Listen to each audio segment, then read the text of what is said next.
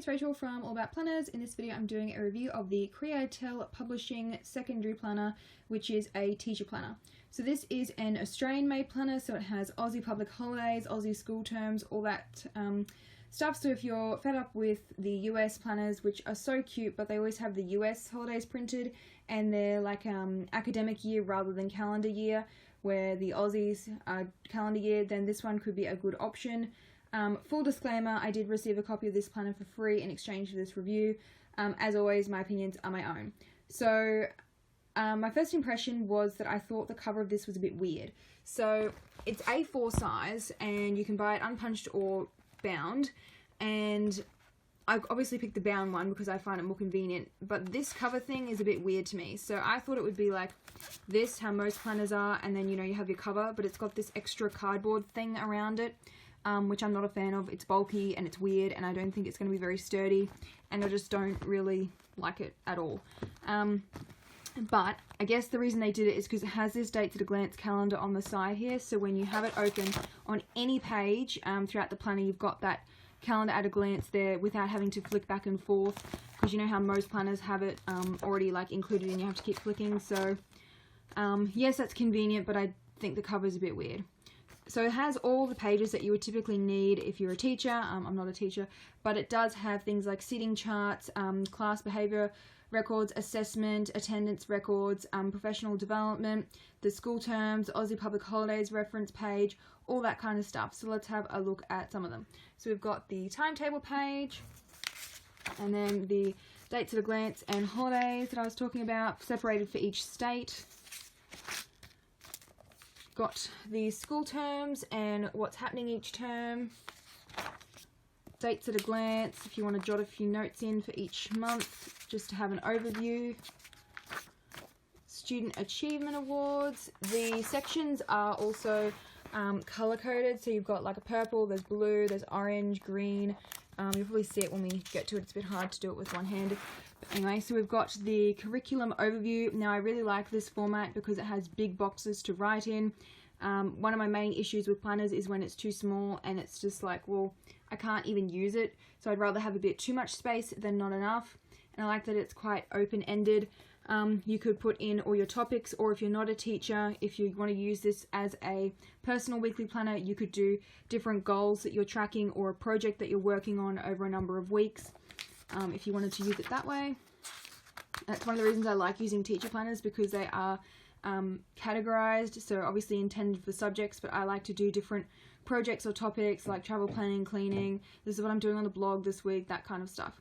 So we've got the student interviews, and I like that the pages are shaded, so it really annoys me when you have one of those planners and like you can't keep track of what line you're up to when it's got just all the lines, but if it has the shading it's easier to follow, so definitely like that idea.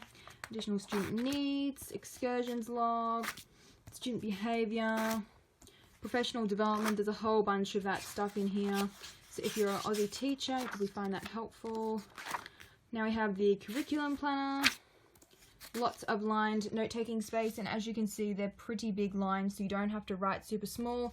You've got a big line spacing throughout the whole planner on the extra pages, but then if we go to the lesson planning pages, it does get quite small.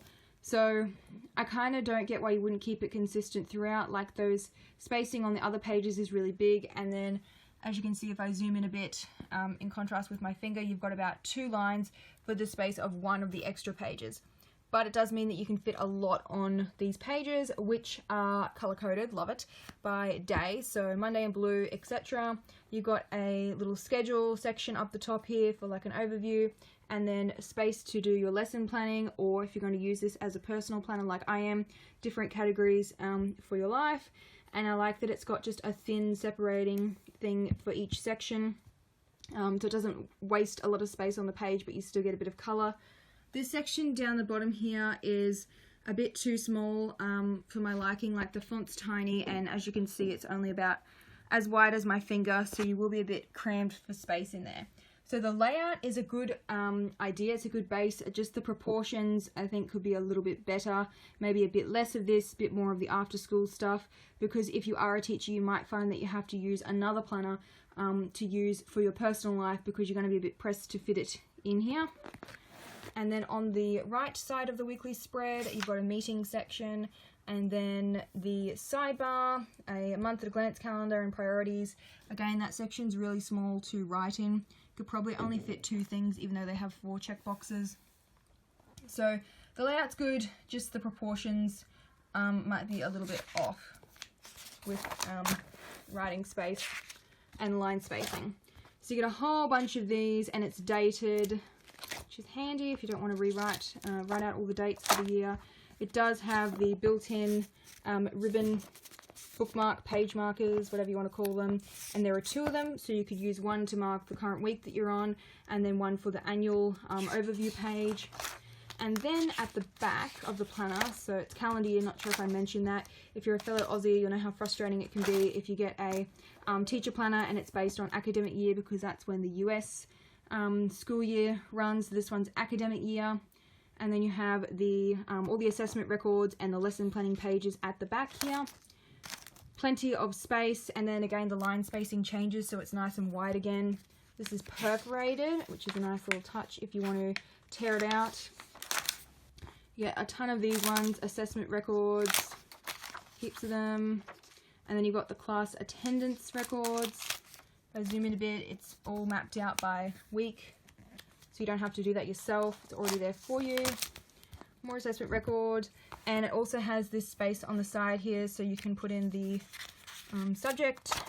And then if we keep going right to the very back where I've done a pen test, as you can see there is a ton of these pages. I'm still flicking through all of them. Okay, so we also have some staff meetings, student home directory, I think there's a seating chart back here, overview annual planner, and then your tax stuff to keep track of your spending, which is very handy. Not many teacher planners. In fact, I can't think of one teacher planner that I've come across that actually includes something like that. And then we have pen test. So, one thing I did notice is a lack of notes pages in this planner. So I understand that it would make it quite bulky.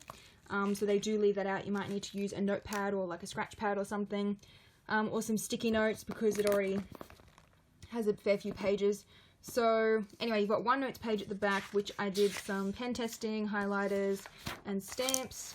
A bit hard to read because there's a lot of stuff printed on this back side, but as you can see, the Mamby stamps, as always, were bled through.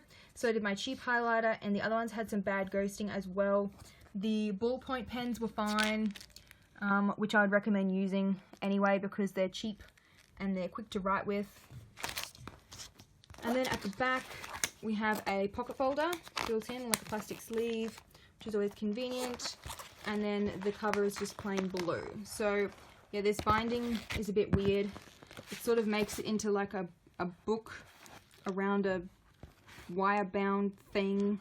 Yeah, I'm not really a fan of that. I think just rip this off and then add your own cover, or just use this, like literally just cut the cardboard out, and then I think it would be more practical as well, and also more portable without the extra clunk, because this cardboard cardstock is going to get pretty damaged throughout the year, and the corners aren't rounded either, so it's going to get quite scuffed.